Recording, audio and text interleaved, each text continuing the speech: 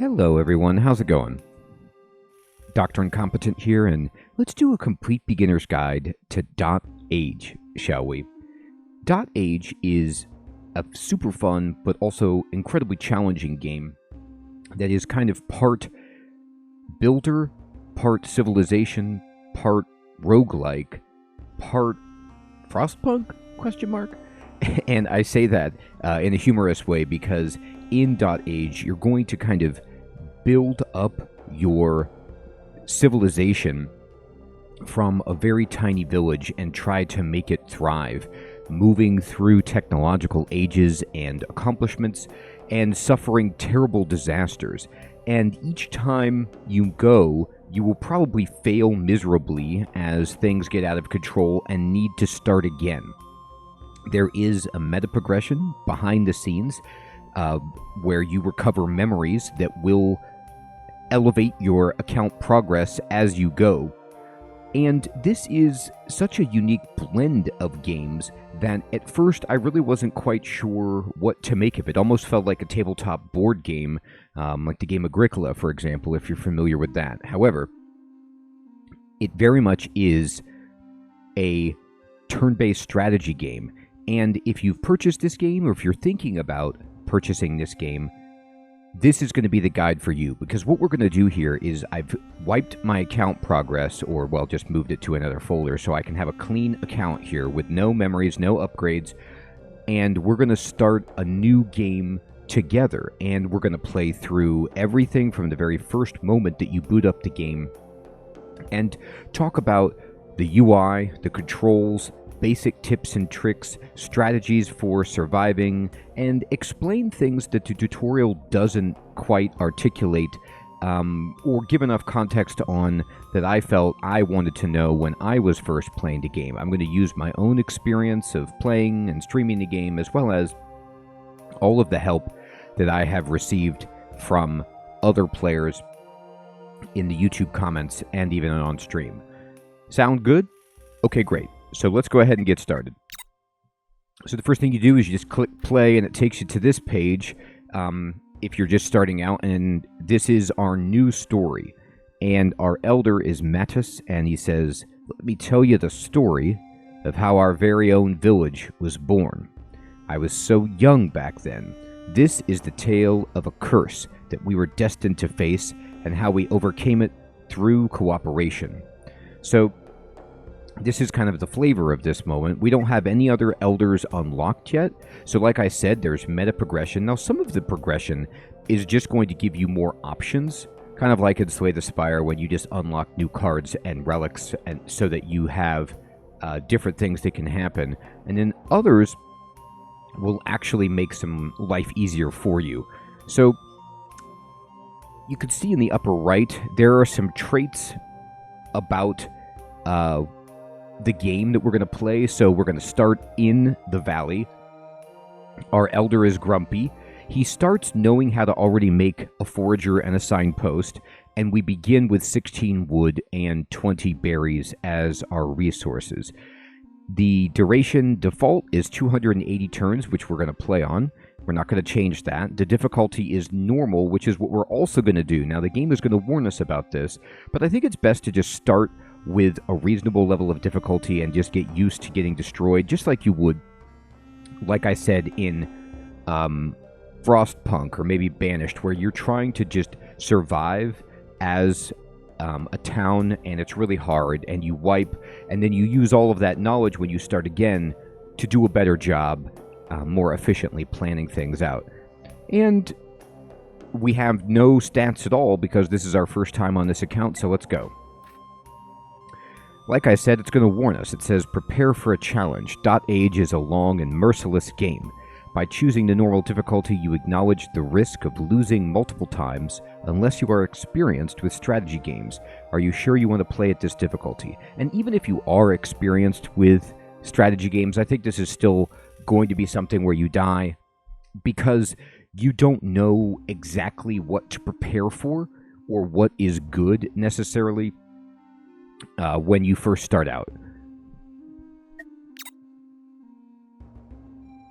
All right, and here we go. New story generated. Let me tell you a story. It begins before any of you were born. We'd been traveling for days in strange lands. This is the story of how our village was born. The story of how we defeated the prophecy. It all began in a lush, secluded valley that we found after several days of traveling.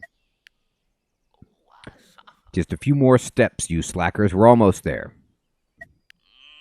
My feet hurt.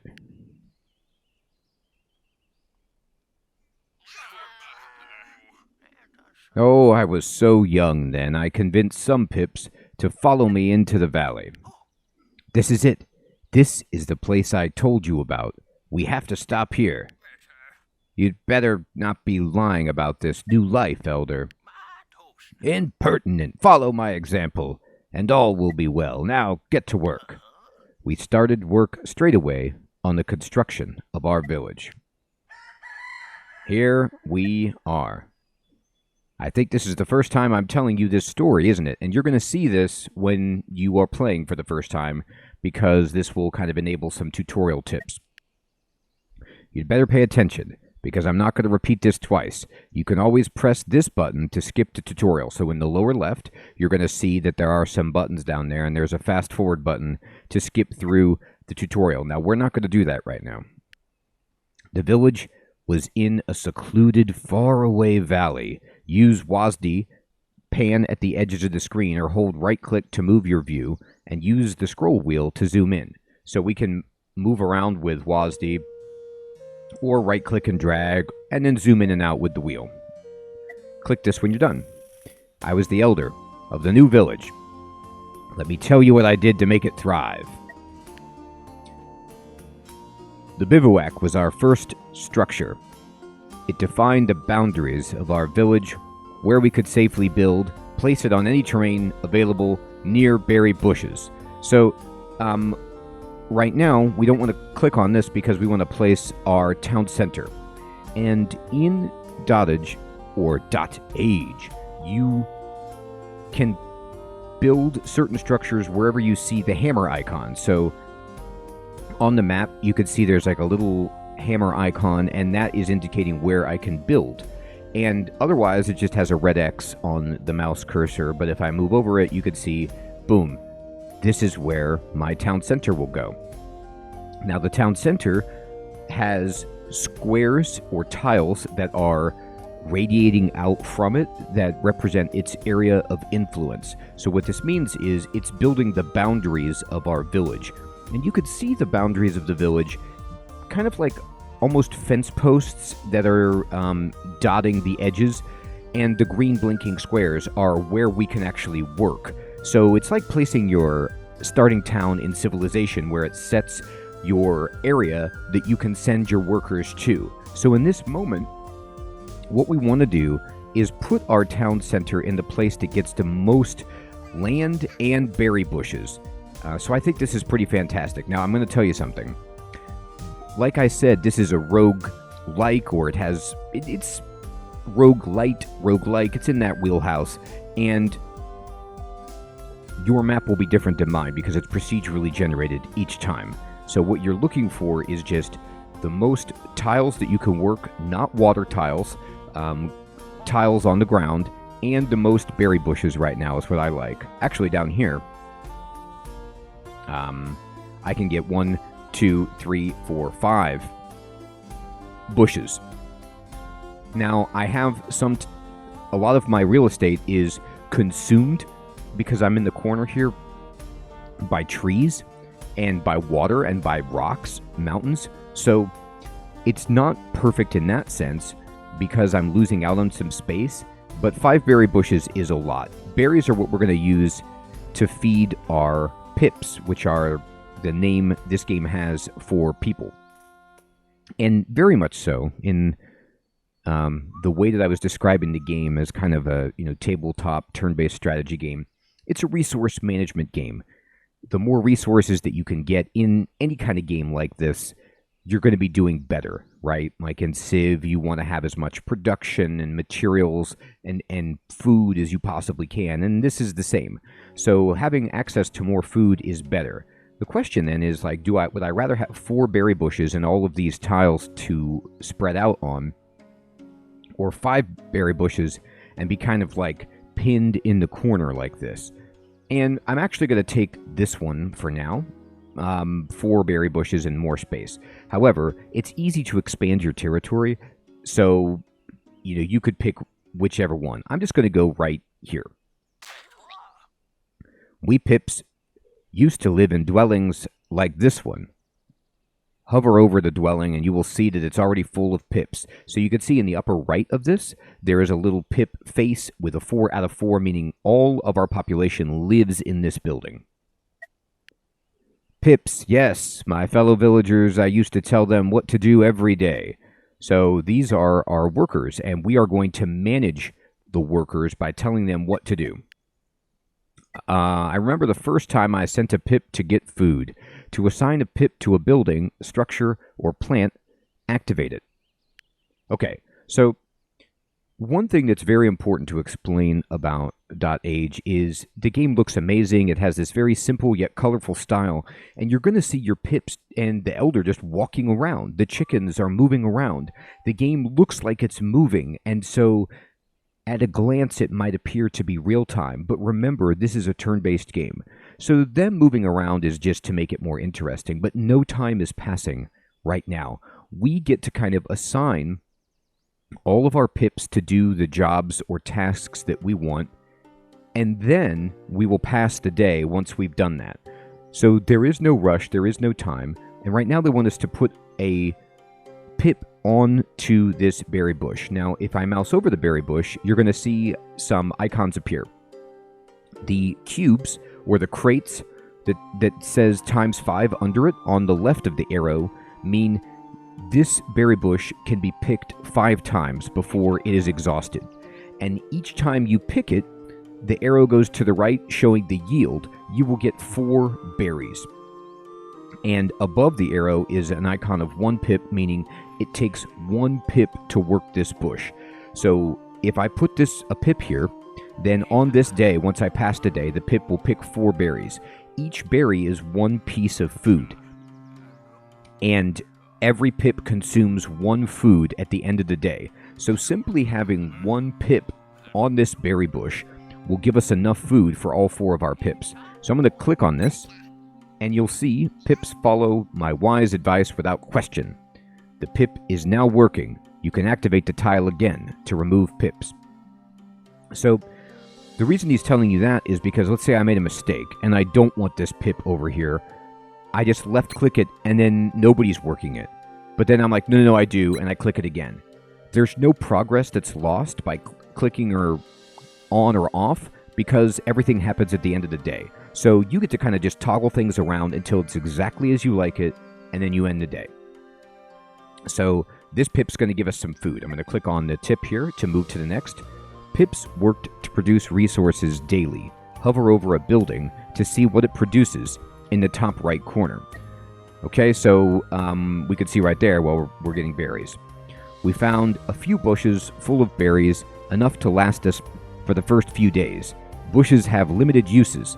The number at the top left shows how many uses are left. So this is the boxes, how many uses are left. We collected the resources we produced each day in a common pool in the village. So you can see now more of the UI is emerging. In the upper left, I have 16 wood and I have 20 berries. And wait a minute, what's wood? Wood is what we use to build all of our basic structures in the game. And now you're going to see that although food is a primary consideration of where we should start, and so is open space, we also need wood. And I started in a place where there's no trees. I can get stone, but that's not for much further along. So I have a problem in that I don't have any wood. I only have the wood that I start with, but luckily the game gives us wood to start out with. So what this means is that we're going to need to dedicate a good bit of our time actually moving our terrain or expanding our borders so that we can get to some trees to actually harvest wood. Starting here, even though it had less real estate, would have actually been preferable in the sense that we could have been gathering wood right away. But I think it's interesting to explain what happens when you make mistakes in this game, because this is the nature of games like this. And it also leads me to a point about this guide. In this guide, I am not going to tell you exactly what you should do. I am not going to tell you how to min-max. I'm going to give you suggestions and articulate my thought process, but it's not going to be perfect. There's going to be mistakes, because that's how at least I played the game and how you're kind of supposed to play it. Like, you don't want to get bombarded with the right answer every time. You want to learn the fundamentals so that you can see and how to adjust and live with mistakes, because those are going to happen. This mistake of not knowing about wood and gathering wood is a result of just not understanding how the game flows.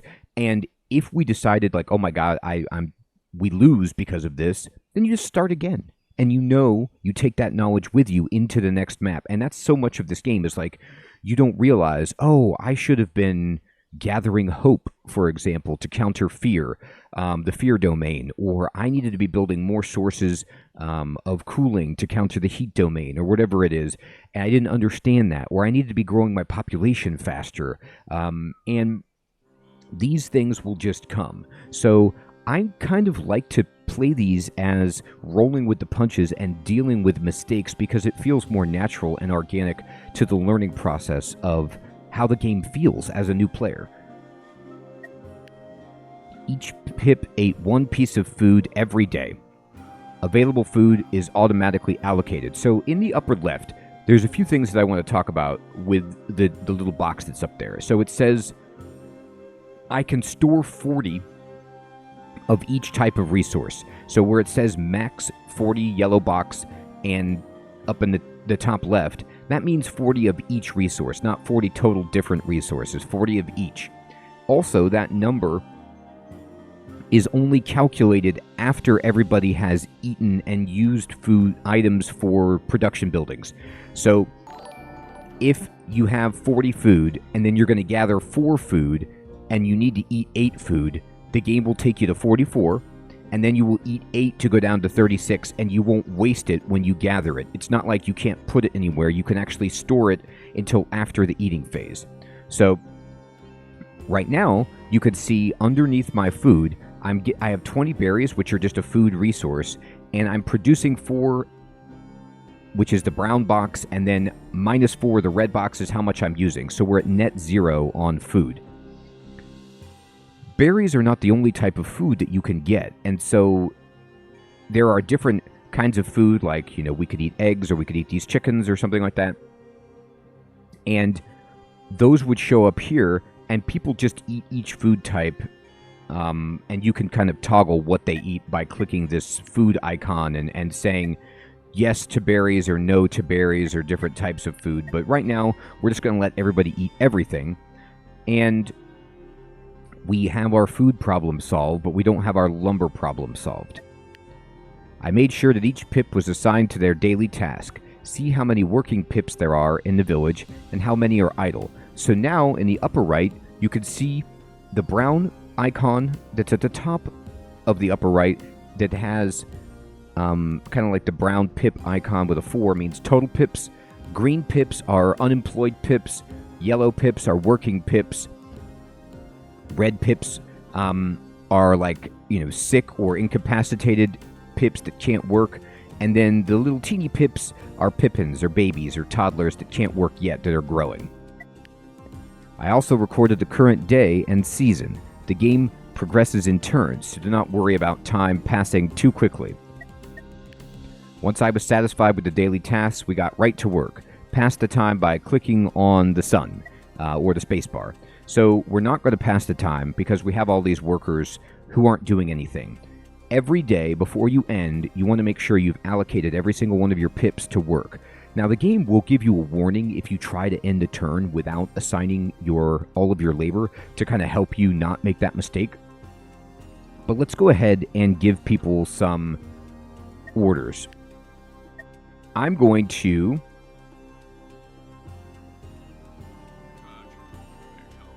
Oh, you know what? I can't give different jobs right now, so I'm going to just put everybody on berries. So I have a bunch of berries, right? And I can't build a signpost or do different things right now in the tutorial because this is the tutorial. So I need to kind of just give everybody a job. And the only job I can give them currently is picking berries. But that's good because now look in the upper left. I'm now producing 16 berries and eating 4, which means I'm going to go to 36 food. For the most part, you can think of resources as being ever present. Like, it's not like the food is going to spoil. So having a huge surplus is fantastic for dealing with emergencies or what happens in this game, events. Events crop up, and the more resources and buildings and ways that you have to mitigate the effects of those events, the better you're going to be doing. So I'm going to now pass the turn. I'm going to push spacebar. You can see we gather all of our berries. They go up here. We go to 36. Then we eat, and then we sleep.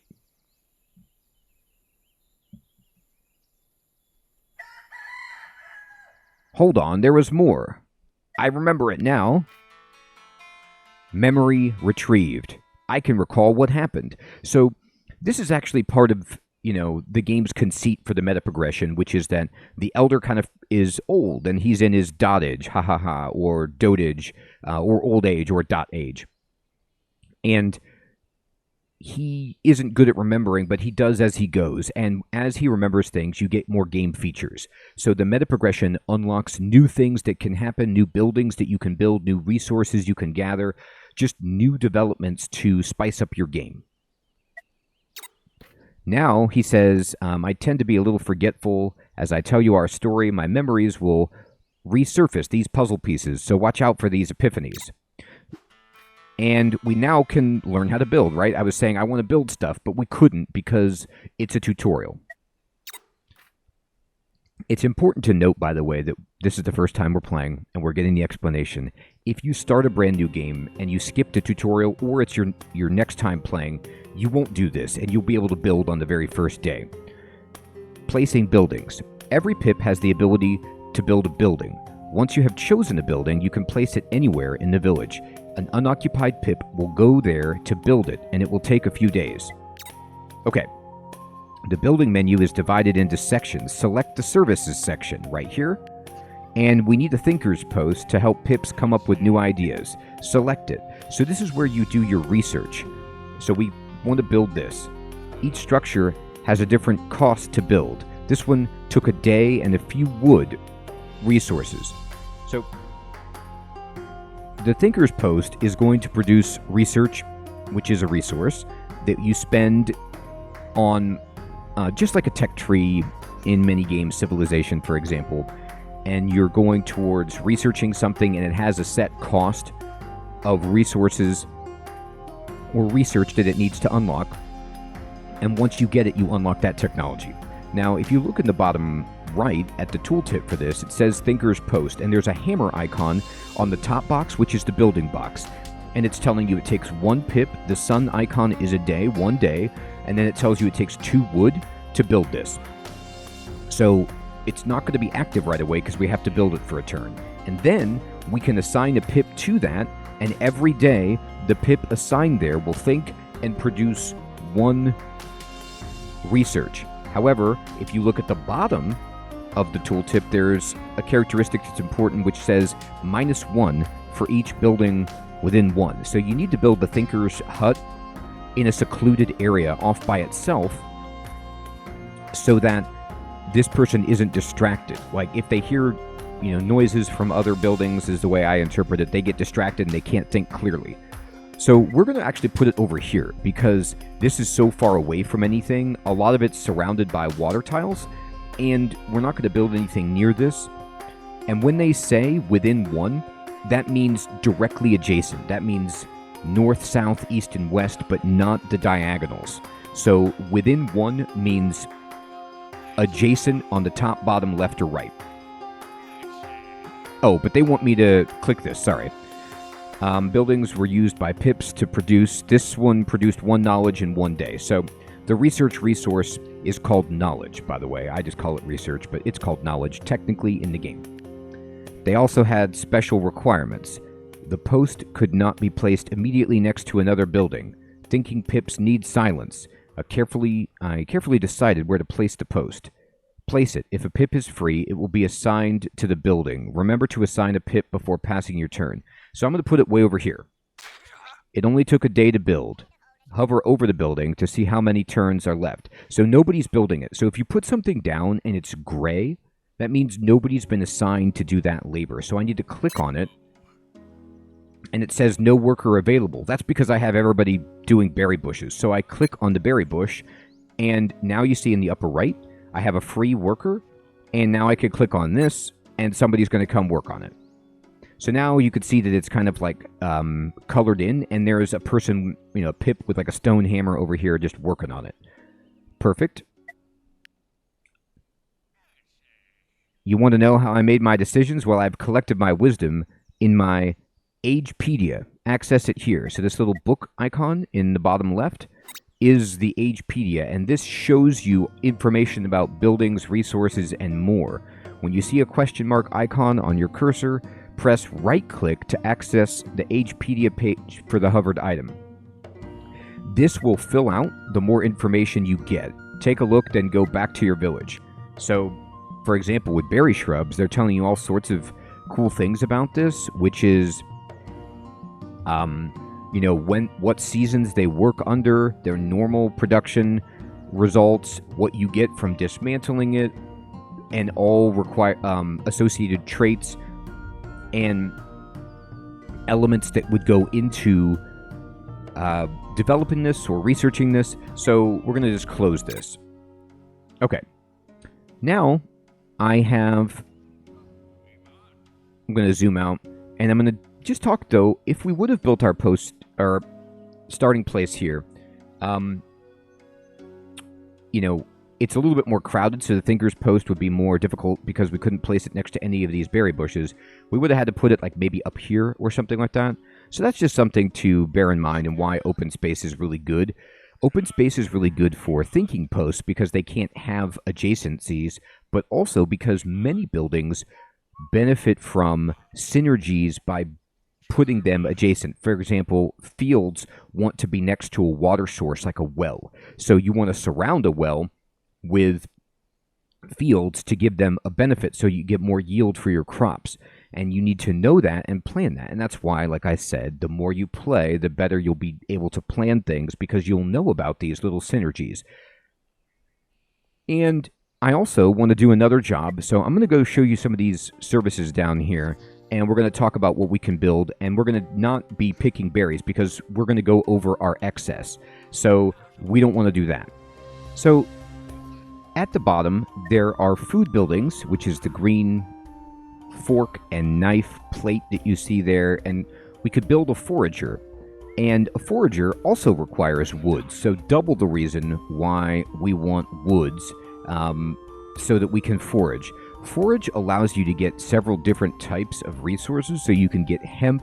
You can, let's right-click the Agepedia to see what we could get here. So you see for the forager, at the production tab, it tells you 1 worker can give you 2 hemp. But you see how there's this little arrow here? You could also get 3 seeds, or you can get 2 berries. Now, at first you might say, well, 2 berries is terrible compared to the berry bush. Correct. But the forager is unlimited. So it means you can get 2 berries, and you can even do it in the winter. So this will always give you 2 berries. It's not the most efficient, but it's good if you have no alternative. And seeds are what you need to plant crops, for example. So that's good, but we have no woods. Raw resource is the wood pile, which allows us to gather wood.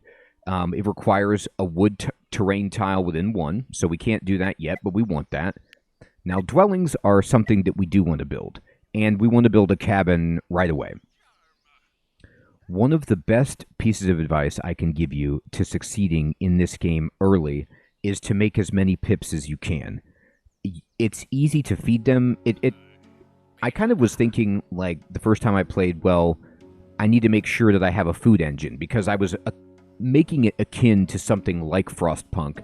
And in some of those games, if you get over your skis too much with your population and you don't have the infrastructure to support it, you will crash and burn.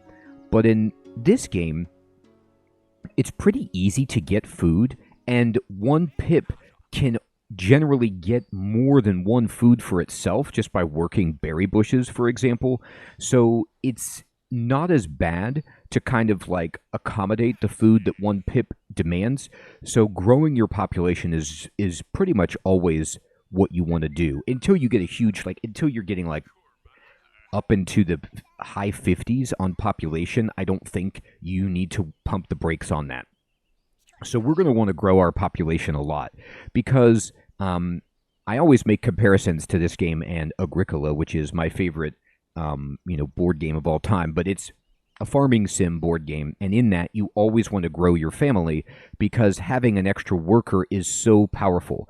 If this game is about getting as many resources as possible to survive the onslaught of negative events that come our way, we need more workers to gather those resources. So as soon as we can, we want to build a cabin. Now, the cabin takes 2 days, 1 pip, and 4 wood.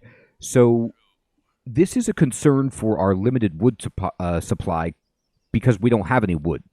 We're already using 2 wood, you can see in the upper left, to build the thinking post.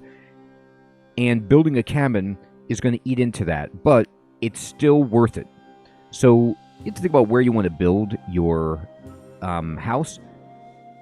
Right now, it doesn't matter too much. We don't want to build it next to the thinking post. You see how if I actually try to do that, if I move it over there, then the knowledge or research goes down to 0, because retroactively, I am damaging that building's ability to work. The placement in this game does not just happen the first time you place it and then there's no retroactive effect. Me putting this here will hurt the building because it doesn't want anything adjacent.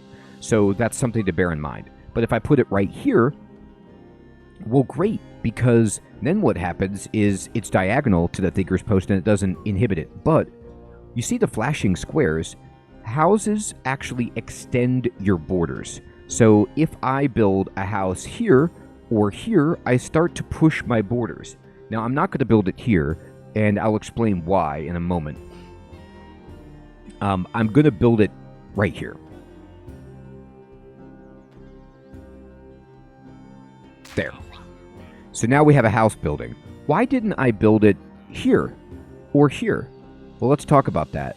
I did not build a house here because you see this puddle of water?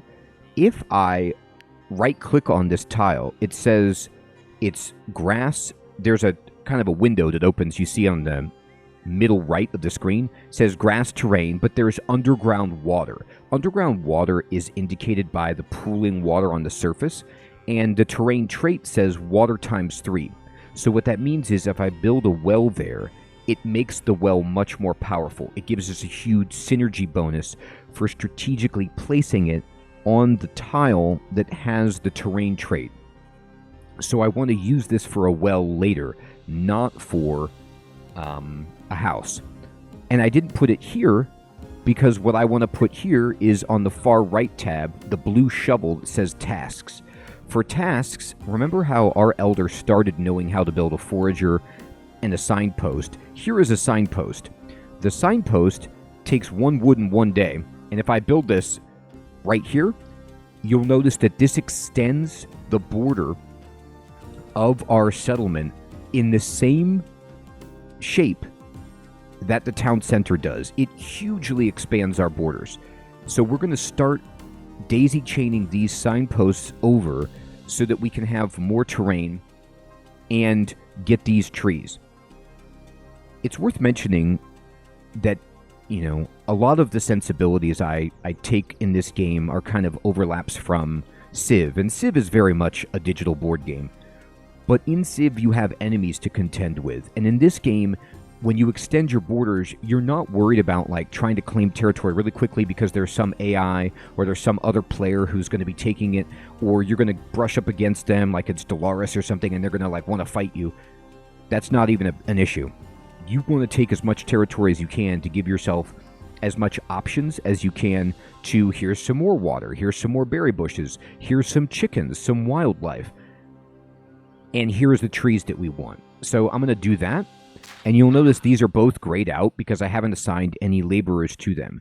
The game is actually kind of cool in this way in that you can plan things and assign jobs and leave them as blueprints until you're ready to work on them. But I'm going to just click the berry bush and put somebody on the signpost. And I'm going to click the other berry bush and put somebody on this house. I want all of these jobs done immediately. So now I am producing 4 berries. And we're eating 4 berries, so we're going to stay at 32, which is a tremendous amount of food. This is fine. Everybody is working, and I'm going to push spacebar to end the day. 4 berries go in. All of the building happens. All of the resources for the building are taken. Then we eat, and then it's time to sleep.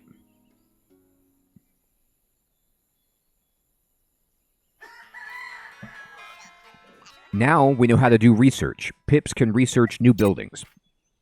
Knowledge and research. Pips came to these lands with little knowledge, but they can be very brilliant if they take their time. Some buildings produce knowledge that can be used to discover new buildings. So now you'll see in the upper right, we have a new research icon.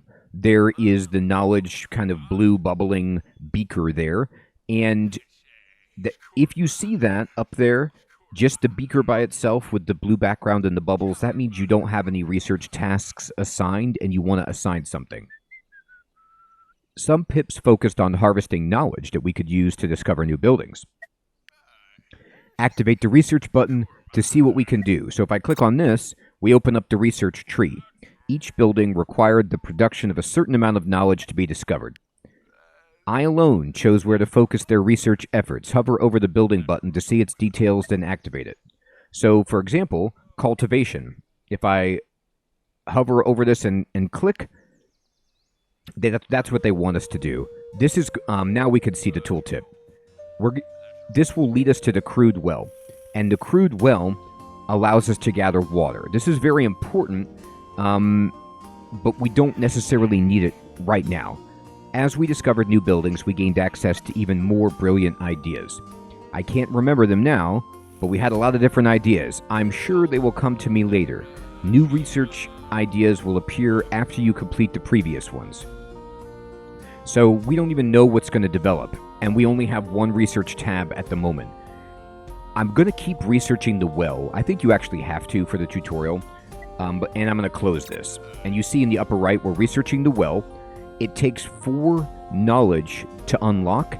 We produce 1 each turn. So this pip here, if we leave them there, they will get this in 4 turns. Now, just as a tip,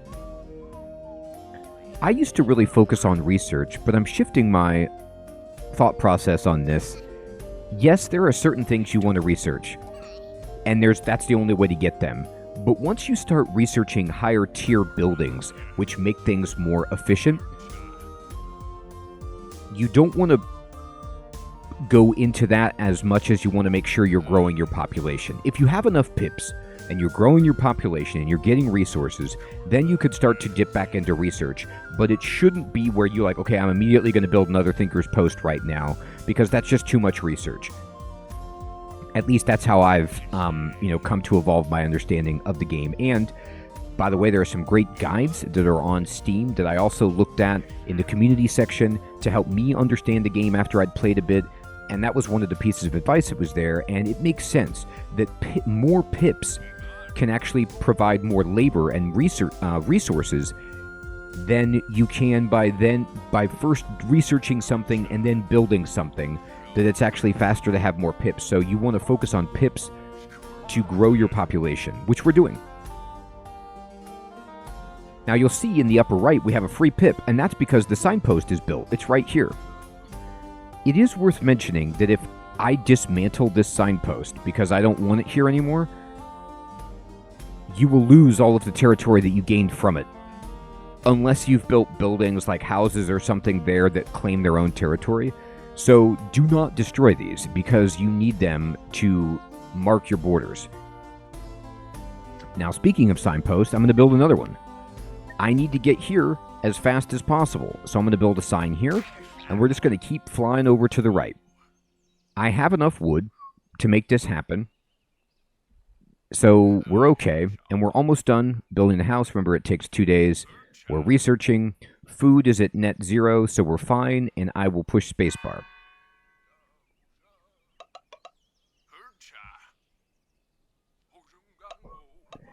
Okay, awesome.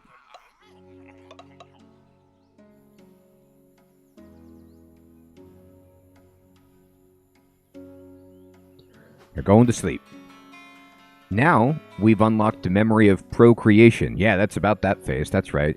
Pips can make babies. Making a baby. The power of love.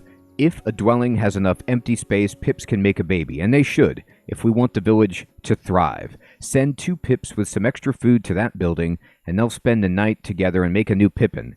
Any 2 free pips will do, no matter what they look like. Pips can be very fertile. So this is a magical land. It does not matter if it's, a boy and a girl, 2 boys, 2 girls, whatever. They make a baby. And all the game does is just takes whatever available pips that there are. It did not take long to realize that we needed more pips. I was too old, but my fellow pips were healthy and fertile. It's time for the birds and the bees talk. Oh boy, here we go. It's quite simple. All you need is a happy couple and some food. Any 2 will do. You need at least 2 free pips for this to work. Pips need an intimate place. Open the actions menu. Now you open the actions menu by right-clicking on the house. And then the middle icon is what we want, which is the love icon. Now, there's some other stuff that's important here. When you right-click, more buttons or less buttons may appear depending on what structure you click on. The bomb means dismantle, and if you dismantle it, it will take time, but you will get some of the resources back. The right button is the Agepedia for this, and the middle button says it's going to take 1 food, 2 pips, and 1 day to make a baby. I'm going to click on this. We need a baby right away. You see these 2 free pips have come out down. They've got flowers. They're ready to go and make a baby. So at the end of the day, that's exactly what they're going to do. Okay. Now, I'm actually going to take this pip off of research because I don't care about researching the well right now. I will want a well, absolutely. But not at this moment. At this moment, I need to keep focusing on building,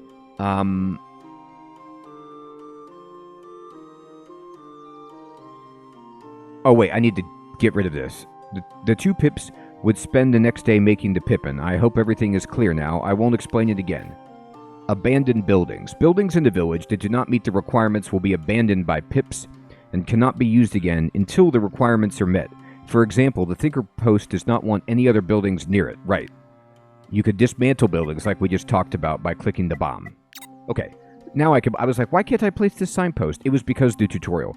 If you can't do something, always make sure you've cleared that tutorial dialog box because it's locking up the game until you acknowledge it. So we could click right here. Bam. And now we're finally getting enough territory that these trees will be ours. Perfect. By the way, you see how when I build the sign, it automatically builds roads to connect over here. Now, roads, at first, they just appear decorative, but they actually have a function. Some buildings will require a path that goes between them and another building, for example, so you need to pay attention to these roads, and these can be upgraded later to, like, cobblestone, whatever. Okay, now I've got everything happening. I'm going to push spacebar.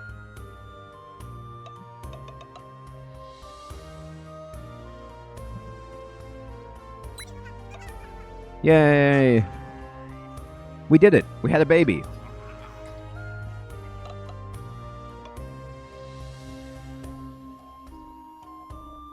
So now look, there's lights on both houses because the lights appear on any house that pips are sleeping in. So these are pippins. When a pippin is born, it becomes an adult after a few days. Pippins are not strong or disciplined enough to work, so they just play around the house all day. Remember to feed them too, though, as they can eat just like adults. Buildings must be placed within a maximum distance from buildings with the road trait, such as dwellings, or pips won't be able to reach them. Oh, we were just talking about this. By building more of such buildings, you can expand your road network to reach new terrains.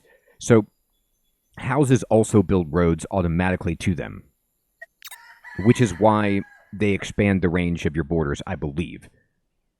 Or maybe that's just inherent to cabins. Anyway, look at this. Some things have happened. Number one, we now have 3 available pips because the 2 pips that were the parent are now, or the parents are now done procreating and they can go work. And the person who built the sign is done.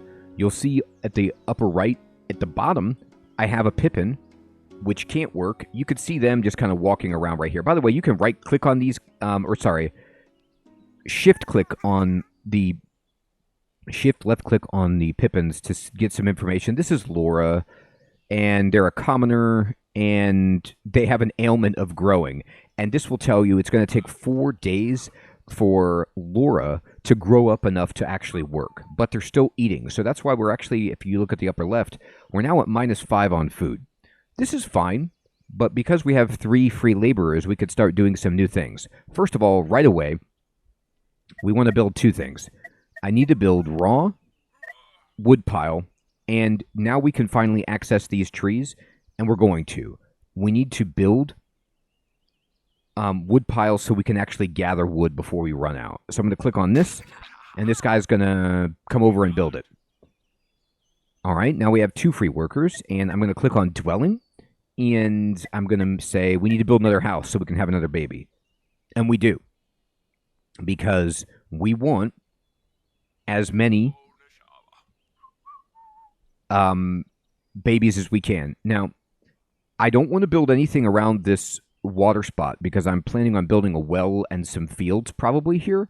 So I'm not going to build a house there. I'm just going to build a house in a place that can help me expand my borders, like right over here perhaps.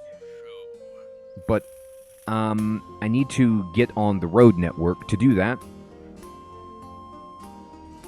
So let's just say instead, I'll put it right here. It's fine. Or I could put it here. However, it blocks this tree tile, and I don't want to do that. No, I'm fine with right here. This is totally fine. I don't care about expanding my borders with the house because I'm going to do this with signposts anyway. I want as much territory as I can. Here's another great place for farming because here's a tile with water for our well. Here's a great place for a hunting area because there's these wild chickens that we can hunt.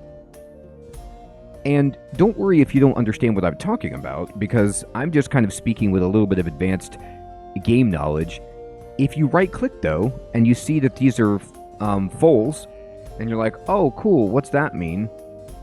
Well, we can go to the Agepedia, and we can look at this, and we could say, okay, well, you could search it. And what are foals, or how about fowls? Boy, I said that word terribly wrong. I apologize. Fowls, like birds. There you go. And they're right here. Wild fowl, or fowls. You know, I don't rightly say fowl very much, nor do I say it plural. So there you go. Anyway, here is a fowl, and it will tell you information about it, but we need a little bit more knowledge. Now, we can domesticate these, or we could hunt them. We're building a house. We have 1 free laborer. Now what do? Okay, no problem. I'm going to put the worker back on research. We are at a food deficit and a lumber deficit. You could see that we're spending 5 lumber out of our 7, which means we go down to 2, which is kind of scary, but okay. Then we're eating 5 and only producing 4, so we're going to go down to 30 food, which is plenty. No problem. I am happy with this because I want to just make sure we build this and get this going, continue growing our population, and we can even build more lumber and gather that as we need it. All right, so let's end the turn here.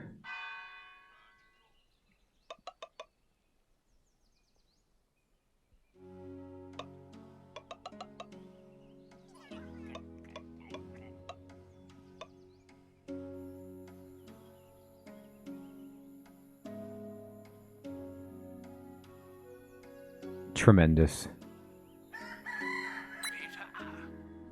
All right. So 3 more days left for this Pippin to be a full pip. And you see how this bush has an exclamation point. That means it got completely picked clean. But the pips will automatically switch to an available berry bush if one is free, or similarly of that type of resource, they'll switch to one. So you don't have to manually do that. Now I have no free workers because this worker completed the wood pile and is now, we're gaining wood. The house is still being built.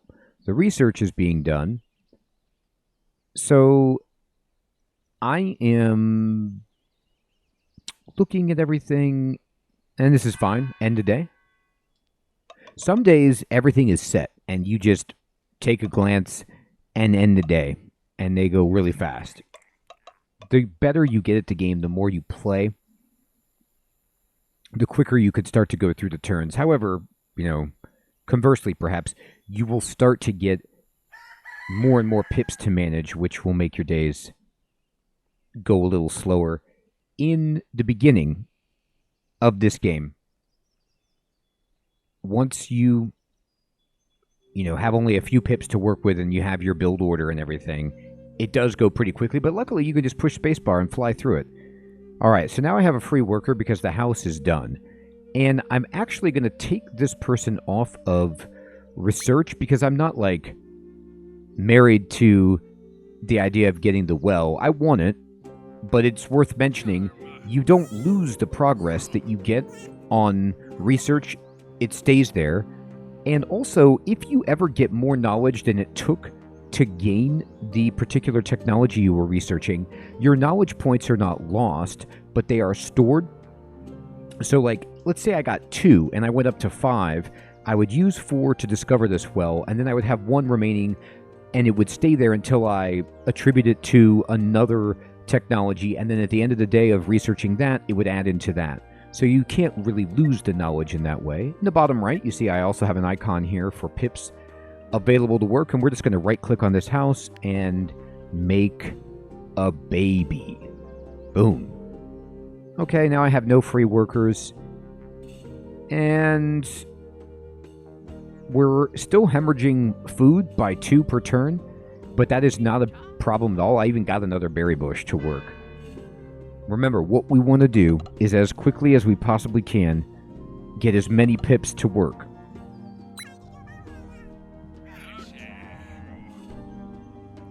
Okay.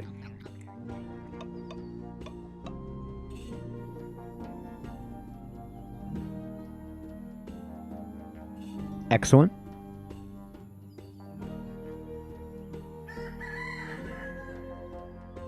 So, I now have 2 free pips, and you can imagine what I want to do with them.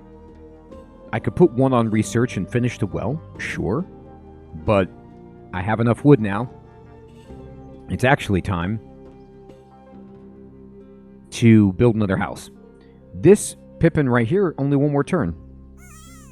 If I shift left click on Laura, you could see next turn, after I end the day, they will be available to work. They will be a grown-up. So this is tremendous. I'm going to go to dwellings, and we're just going to build another cabin. And I can, of course, again, just build this wherever I'd like.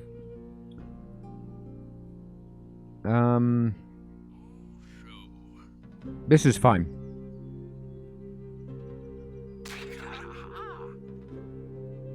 I'm building it here because if I want to build a fence or a signpost here to get more territory. And I have 1 laborer. We're building the house. And honestly,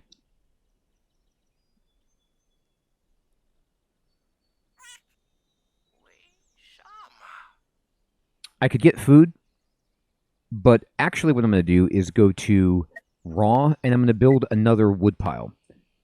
Now, how can I do that? You'll notice that I have 6 wood available, and I'm using 4 for the house. If I place this, I'm now using... This only takes 1 wood. But I want to explain that the way that the game works is that you actually gather your materials first on that day. So you can build more than what you have reserved as long as it doesn't exceed what you have in your supply plus what you're gaining that day. Because it'll add the 2 wood, you can see in the upper left, to my 6 to give me 8, and then it will subtract the 5. So I could have built 2 houses right there and used 8 total wood and just go to 0. But I want to be gaining wood at a faster clip. And this is what I was talking about with efficiency. The next level of woodcutter is so much better, but it requires a lot more stuff. This is 1 pip, 2 wood.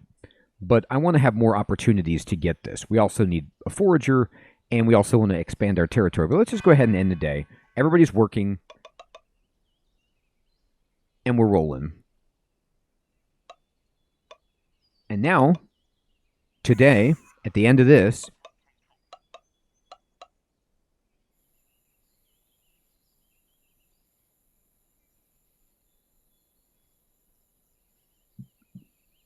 you can see something amazing happens.